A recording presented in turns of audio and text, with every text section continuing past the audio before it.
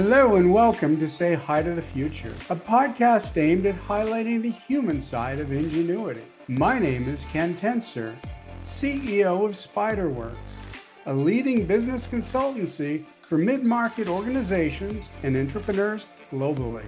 With me today is Geff Parsons, CEO and founder of The Inclusion Imperative, an independent diversity, equity, and inclusion consultancy. Like this video if you enjoy our show and subscribe to our channel. Leave us a comment with who we should interview next. Thank you for tuning in, and I hope you enjoy the show. Geff Parsons, welcome to Say Hi to the Future. Thank you, Ken. Good to be here. So, Geff, let's start with something really pretty incredible. You received a very important award recently, named one of the 100 most influential LGBTQ plus people in the UK. That shows incredible passion and commitment, to improving the lives of many. So tell us a little bit about the award and what led up to that. It's quite humbling to receive these awards, actually. I mean, that one you're referring to, I think, is the Pride Power list that's published every year by The Guardian, which is one of the leading national newspapers here. I snuck onto that list, I think, just around 99, I think, this year. But it's on the top 100, and that's fine. Both gratifying and enormously humbling to receive these accolades. It's perhaps the extreme example, if you go on YouTube and Google me at the British LGBT Awards in 2019, when I, much to my astonishment, because I was up against a couple of very high profile people, I won the Inspirational Leader of the Year award. And there's a video of me trying to cobble together an acceptance speech while looking like I'd been hit by a truck, as I was so surprised. Because none of us does this for acclaim. I certainly don't, and I'm sure that almost nobody else does. It's gratifying but extraordinarily humbling when it happens, because what we're actually doing is pursuing a passion, pursuing a cause which we believe in, and it's a byproduct of that. But that's really all it is. And the advantage that it has is it does obviously give me a platform by which to amplify the message that I'm trying to send out to people whose lives I can touch. And I spend most of my time trying to talk to, just because of my age and relative seniority before I gave up the world of banking, I spent my time trying to talk to fairly senior people, trying to get them to embrace inclusion in the workplace and beyond. And that's not just LGBTQ plus inclusion, but being a gay man. That's obviously where I come from, is my lived experience. And the ability to get their attention through having received some nods from organizations like The Guardian, which everybody knows because it's a very famous right national newspaper, does help in that regard. And one day I'll get over being embarrassed talking about all these things, but it is nice to receive some recognition for the work that you do, even though none of us does it for that. Well, very well deserved. I actually did watch the video about a half an hour ago. Right. And you did very well for your description of looking like you've been hit by a truck. So give yourself more credit. You did you seem to get over it and be very coherent. So. Yeah. Well, I'm used to speaking in public, and you just have to channel that sort of, okay, focus. We can do this. Yeah. So inclusion, DEI, what does it really mean? What does it mean to you and to the organizations you work with? I mean, what it comes down to for me is the importance of difference, actually.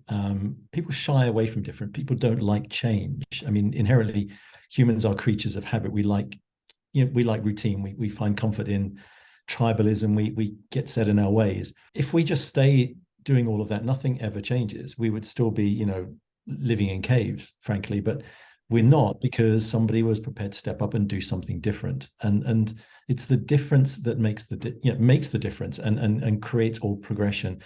So difference is the root of all progress, as far as I'm concerned. It's about the progress paradox of the person being unreasonable and adapting the environment to themselves rather than vice versa. it sounds like it's unreasonable, and if it's unreasonable, then it's necessary. That's what creates change and progress. So for me, an inclusive work environment is one that doesn't just tolerate or accept difference. It actually actively embraces and celebrates it, and sees it for the value that it can offer. And that's value in all sorts of senses, but it's definitely commercial value. If you are a commercial organization, the endless studies have proven the value of being inclusive. And to be inclusive, you need to be inclusive of something, and it is inclusive of diversity, which is another way of saying difference. So it's enormously powerful as a commercial tool. It's not just a nice to have and a moral compulsion, which certainly it is. But I work for myself, and I called my consultancy the Inclusion Imperative, specifically because I believe it is an imperative for the organizations that I'm working with to see it that way. It is not an imperative. It is an imperative. It's not a discretionary and nice to have, and it's imperative for more than one reason, and that includes commercial well-being or maximization of value for the organization itself. So for me, that's what it means. Obviously, we all know what we think diversity means. We all know what we think equity means. And certainly I'm coming at it from the inclusion perspective. As much as you can have all the diversity you want, you're not going to achieve inclusion unless you layer on specific procedures to make sure that the sum of all those different parts comes to more than it would do if you just added up the parts themselves. So it's super important to me to overlay diversity with equitable thinking, but really inclusive thinking in order to celebrate difference. So when organizations come to you at the inclusion imperative, are you finding that they're coming because, look, we've got to check the box, DEI is important. I mean, and boy, we might get audited or called out. Or is there that real desire to say, it's okay to be nice to people? In fact, it's a good thing to be nice to everyone, because in some ways, Geoff, it really is that simple. Well, ultimately, we do want everyone to be nice to each other. It makes the working day an awful lot more pleasant and agreeable, right? But no, in answer to your question, it is a mix, unfortunately. There are a lot of pressures on organizations to, which does, often do kind of push them towards what I would call maybe more a compliance mentality than a box ticking mentality. But everybody is in recent years been embracing the ESG, the environmental, social, and governance agenda, and diversity, equity, inclusion sits squarely under the S in that equation. So there's a lot of reporting around, particularly the E and the G, just because they are more easily reportable. You can get your stats out about what you're doing, in the green space and what you're doing around governance, anti-modern slavery and things like that. What do you do in the social? It's much harder to gather data in that regard. So people do tend to go for the obvious, which is the more visible minority characteristics, which tends to be more related to gender and ethnicity. I understand that, but and it became acutely the case after in the UK a few years ago, gender pay gap reporting became mandatory. I think that was about 5 years ago, and suddenly there was a flurry of effort to promote women, really without doing much more than setting them up for failure, because they weren't being given the sponsorship or the learnings or mentoring that was really necessary to give of their best in the roles. They were really effectively being asked to be more like men, which inherently they're not. So they were set up for failure. But they were ticking boxes, put people around the table and say, look how many women we've got. But they certainly weren't celebrating their difference, to go back to my previous point. And the same thing, obviously, with ethnicity. You can just collect the data and say we have this many people of X minority ethnicity. Great. So what? Where's the value added in that? And that's the trouble. Is the data lends itself more to diversity than inclusion. We do struggle with sort of measuring inclusion, but there are ways you can do it, and it comes down to seeing the results of what you do indirectly in the workplace, the payoffs of the things that we were talking about earlier, which do ultimately not only create better employee well-being, but therefore better commercial results ultimately for the organization itself. So, I always have to take a little bit of a due diligence approach when I'm speaking to potential clients, because, to be quite candid, I'm not interested in being, a token person. Let's get somebody who ticks a few boxes. I don't get it as much as other people, because I've got layers of privilege. I'm sitting here as a middle-aged, middle-class, white cis man. So I'm not ticking that many minority boxes. I'm really just one, which is the invisible characteristic of being LGBTQ plus. But to the extent that sometimes that does happen, and because of my reputation, I do get asked to do things by organizations, who sometimes aren't doing it necessarily for the right reason. And I will do my best to find that out, because it's not that I'm trying to be difficult with them. I actually want them to think about what they're doing, and really think about, actually, box ticking is not just a neutral exercise for me, it's a negative exercise, because what it will do, it will create a level of false comfort among the potential change agents within that organization, that they are doing what they should be doing, and they may well not be doing that. So there's the C-suite people may look at this and say, look, look at us, we've got somebody to come and speak about what, all things LGBTQ plus, aren't we good? Job done. And actually, the job is far from done. They need to be thinking about embracing inclusion and difference, including of LGBTQ plus, and just ticking a box is not going to do that. So it is very important for me to find out, are they serious about this? And I quite often have declined to work with organizations that I don't think are really serious about it, or I have at least engaged with them and found ways to get them to think, change their thinking. This is not meant to be a one and done. You don't have a 45-minute lunchtime talk and assume that everything is done, which does happen. And I had a talk with a client about a month ago now, I think it was, who, this is not verbatim, but basically said, yes, we've got to get you in because we've done women and now we want to do gay.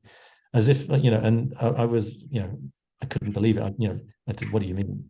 What do you mean you've done women? And of course, it turns out they just had somebody come and do a lunchtime talk or something like that, and job done. And no, it's not done. And I don't want to encourage them to think that it is. So there are times when you just have to politely walk away.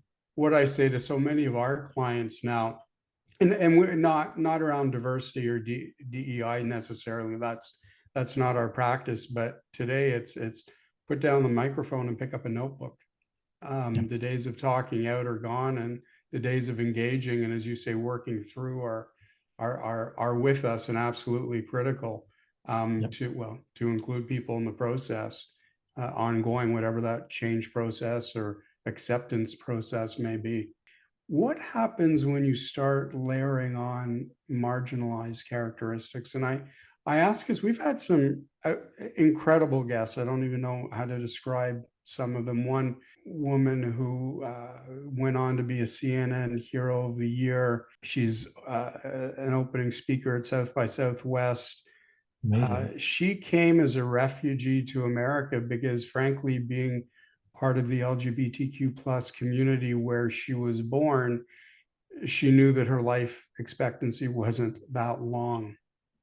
How do you deal with that with organizations? Because it's not just people who are refugees or immigrants. There are just so many levels of obvious marginalization, if you will, if it's a color, if it's a gender identity, whatever. There's got to be a lot of things layered on there. For sure. And, caveating, thinking process by what I was just saying about not allowing organizations to be tempted to just, box tick and say, like, okay, we are what we want to be seen to be, supporting, but we're not actually doing that much about it in reality. It is important to see beyond the parameters of just your own little world. We all kind of get tempted, as I said earlier, to get tribal and to shrink back into our little echo chambers where we all agree with each other. And heaven only knows social media has done enormous things to amplify that and push us up further apart. The political spectrum at the moment, which used to be crowded around the center, is so polarized, and it's all because we're all talking to people who think like us and being pushed further and further away from each other. So it is important to not to just retreat into that safety of, like, okay, I'm a gay man, so let's focus on LGBTQ plus inclusion. Yes, that might be my wheelhouse, but nobody is just one thing. We are all multiverse of characteristics, right? And in many cases, people have several marginalizing characteristics, and that's where we have to blur the boundaries of our thinking to embrace other people who have a natural allegiance with what we're trying to do, but in a different way. And that's where intersectionality comes in, right? So, when I was working in the corporate space back at my old job, heading up the LGBTQ plus network, I was always at pains to say nothing we do in that network must be seen to be just a gay thing, because all that does is give everybody who is not LGBTQ plus an opportunity to say, I'm not gay, it's not my problem, I'm not going to get involved. You need to basically make it their problem by saying, look, tangentially, this is going to collide with your world, whether you like it or not just LGBTQ plus, but everybody is a hodgepodge of different things. So you can have multiple characteristics, and intersectionality has been understood as a key driver of holistic inclusion for a very long time, since I think it was Kimberly Crenshaw back in the 80s who really coined the term. But before then, the Combahee Collective in Boston was very famously sort of standing up and saying, look, that was a bunch of militant Black lesbian women who were saying at the time that the women's lib movement wasn't doing for them what they needed to, and neither was the civil rights movement, because it wasn't seeing them holistically and they were still being marginalized. So they were really making it clear to people that you need to think holistically, just beyond your own little vested interest. Otherwise, all we're doing is creating lots of little silos, and what we want is inclusion and celebration of difference. And saying earlier, the celebration of difference comes from really mining those differences as between a bunch of people, so that you actually can spur off each other and create value between the discussions that you have. That's where debate is actually meant to be valuable. It's not just about shouting at the other side and saying, this is my opinion, I'm not changing. It's about trying to learn from each other and create something that's more than the sum of its parts. And so it is so super important that organizations do have an intersectional focus and don't fall into the trap of saying, we're just going to be focusing this year, for example, on one particular characteristic. That all that's going to do is create a detriment to the others. You need to have a holistic approach. And, if you do have the holistic approach, you will see the payoff for it. If you don't, all you're going to do is create a lot of little mini fiefdoms, which won't be very good at being integrated with anyone else. And that is the enemy of inclusion. Inclusion is about the opposite of that. And you're talking a lot about organizations, but also the public space. How do you start to gauge positive change, whether it's in an organization and or in society around you? I mean, boy, that's another thing where you can tick a box and pretend the stats are working in your favor, but that must be a tough thing to gauge.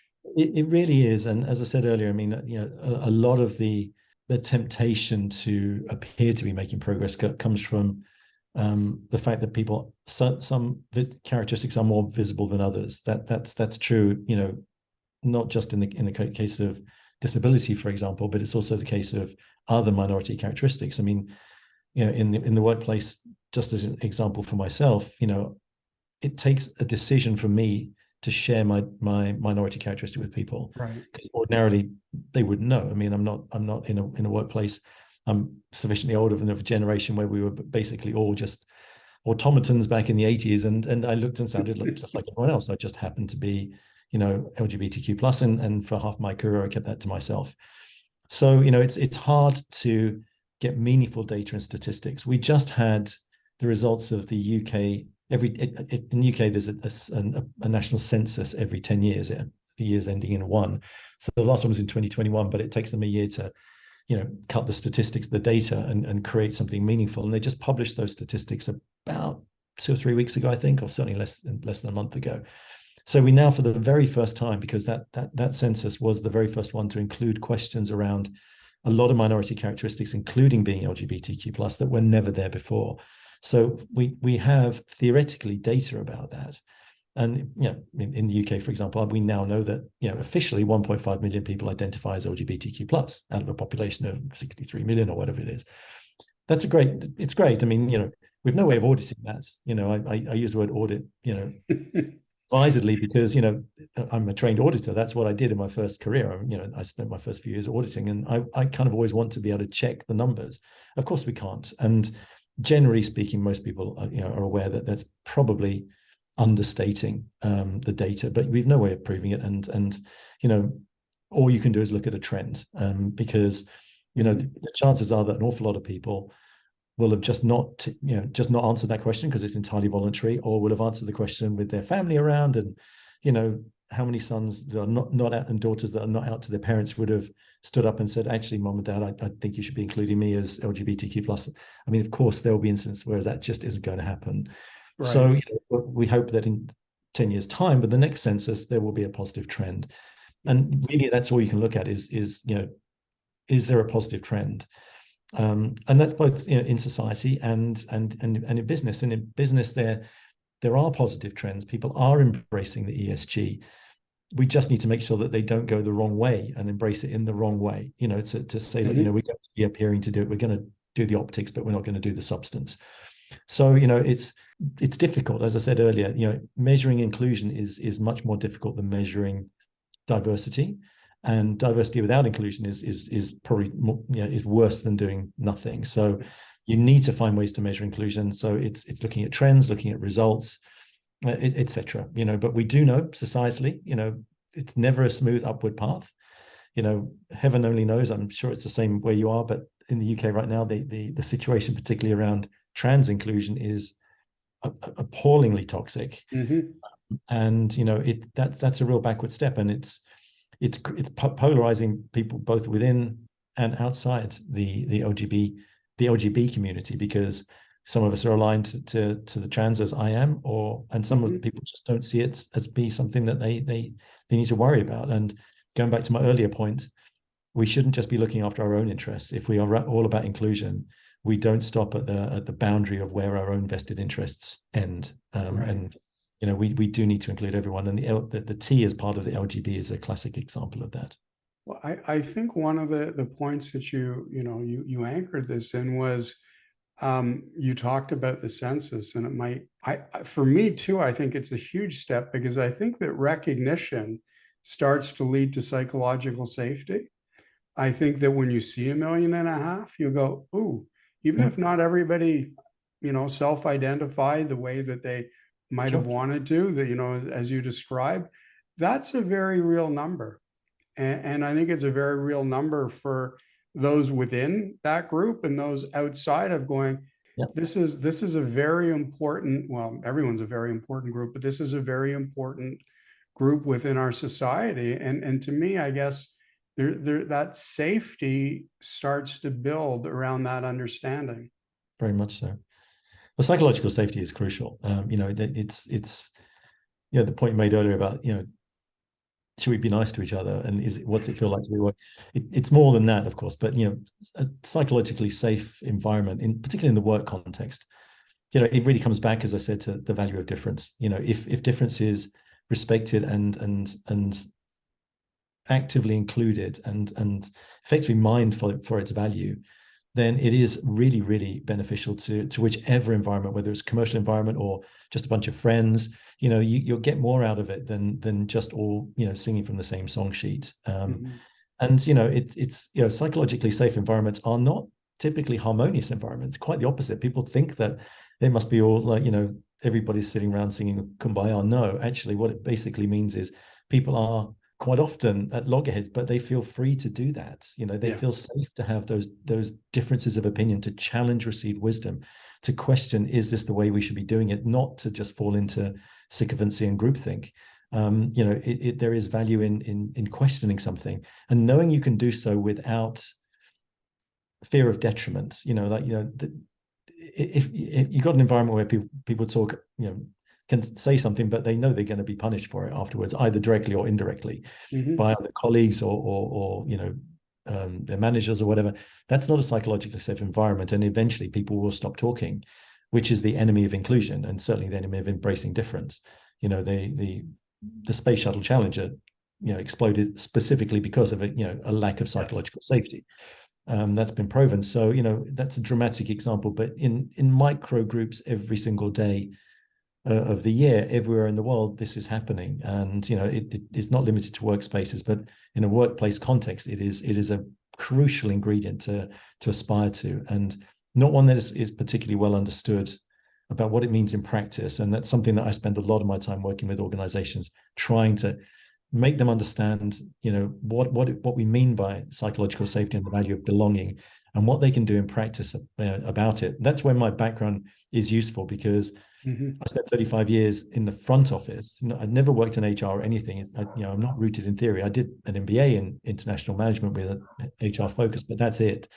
I spent 35 years sitting in the front office, seeing an awful lot of HR initiatives really not land, because they were not translated from theory into practice.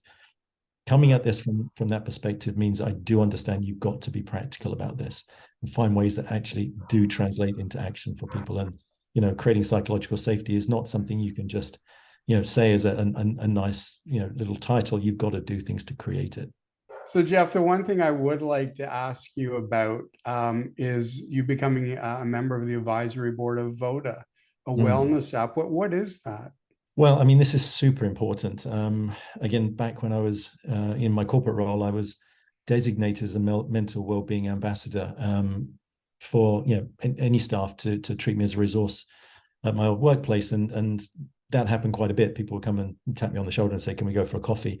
It was always inevitably related to the fact that I was also the chair of the LGBTQ plus network, and somebody either had an issue themselves or didn't know how to deal with a colleague, or they had a friend or a son or whatever, and it was creating stress, which I would help them just see their way through. I'm not a qualified psychologist or psychiatrist or anything, but I'm used to dealing with certain of these issues and can point people in the right direction and offer them resources which they need.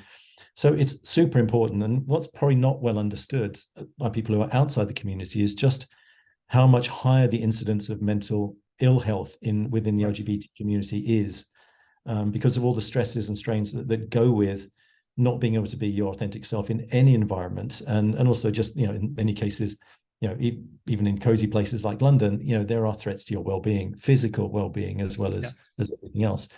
So, you need to find ways to address that. And how best do you do that? I mean, not everyone is really to grasp the nettle and say, I need therapy. And even if they do, can they afford, hundreds of pounds an hour to do so, much less the time that would take? So we've got to make therapy accessible for people. And we've got to make it, deliver it in a way which resonates with how people get their information, their data, everything, this day and age. And for a lot of the population, particularly the younger population, this is done in a techie way. And apps are, we've all got millions of apps on our phones. I exaggerate, but where would we be without them? We're all, very, very reliant upon them now. And that's how young people get their information, and it makes sense to deliver solutions to them in that platform as well. So Voda was created in 2022 by a chap called Jaron So, who's Singaporean, but him and a bunch of others. Everybody who's involved in Voda is a member of the LGBTQ plus community, and they are looking for solutions that they didn't have when they were younger themselves. And so, they're basically creating a solution in the image that they would have liked.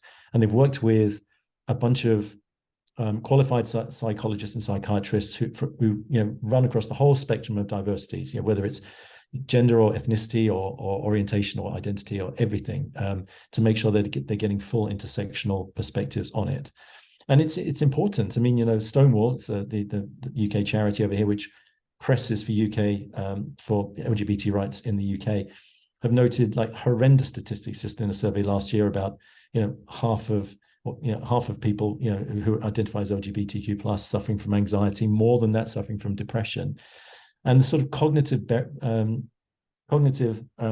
therapy techniques that Voda offers, getting you on a sort of self-drive to just put your earphones in, sit down for a 10 or 20-minute module while you're on the tube or wherever you are, in a very accessible way for a really small fee every month of, I don't know, a few quid, a fraction of what you'd spend if you actually wanted to put time and effort into going to therapy. You can self-drive your way through cognitive behavioral therapy and meditation and all of the things which will help bring down the incidence of stress and anxiety. These techniques have been proven to reduce both depression and anxiety by over 40%. So it is really important that we offer these things to people who, you know, are in need and are not able to find other ways to do it. And quite often it's difficult to ask. We don't have to ask an app. You just download it and off you go. You can do it discreetly on your own. And, you know, it makes total sense. So when I was approached about this, I was thrilled to just be able to offer, you know, I wouldn't even call it expertise, just my experience of being a middle-aged gay man who's lived through an awful lot of this stuff and imposed all sorts of things on myself in terms of constraints, which ultimately did affect my mental well-being, whether or not I admitted it to myself. And, you know, I've come out of it okay, but not everybody does. And, you know, we do need to give them as many tools as we can to try to help them, you know, deal with the stresses and strains that come with being, you know, of a minority group, and one in particular, which being a less visible minority group is one you can keep to yourself and bottle up. And we all know that is just a recipe for right, you know, disaster in terms of mental health, right? Geff, as our time comes to a close, I just want to thank you for your passion, your work, your openness, and ask you, let's end on a nice light question. What's your legacy? What's my legacy? That's a light question. Light closing question. Oh my goodness! What is your legacy going to be for all this? I mean, I haven't written my legacy yet because I've still got plenty of gas in the tank. But you know, it's really just that back to that point of difference, right? You know, that point I made about making a difference. If I can, at the end of it, all of this, say I have made a difference, then that's really all I can ask of myself. I'm not going to change the world. You know, the motto of the Inclusion Imperative, my company, is making the world a more inclusive place, one organization at a time, and that's got to be the extent of your ambition. Really, you can't expect to change the world. I mean, a lot bigger and better people than me have not been able to change the world. I'm just going to be, you know, a noisy cog in the wheel that's going to try to make that happen a little bit more, just nudging it in the right direction. So, you know, if a few more organizations, a few more people just celebrate difference and realize that there's value in embracing and taking on board perspectives other than those in their immediate frame of reference, then you know, that's all I can have asked of myself, and I will be able to give myself a metaphorical pat on the back as job well done. But it's not about that, you know. It's not really about the acclaim. It's where we started. It's wonderful to get acclaim, but in the end, ultimately, you know, I want people to be able to be themselves and to be celebrated for who they are and the value that they can bring to businesses, to society, to social groups, to everything, without having to worry about compromising themselves, you know, self-editing, self-segregating, covering, code switching, all of these things which basically just take away from the value of the individual and the value that individual can contribute. Geff Parsons, the Inclusion Imperative, thank you so much for joining Say Hi to the Future today. Thank you very much, Ken.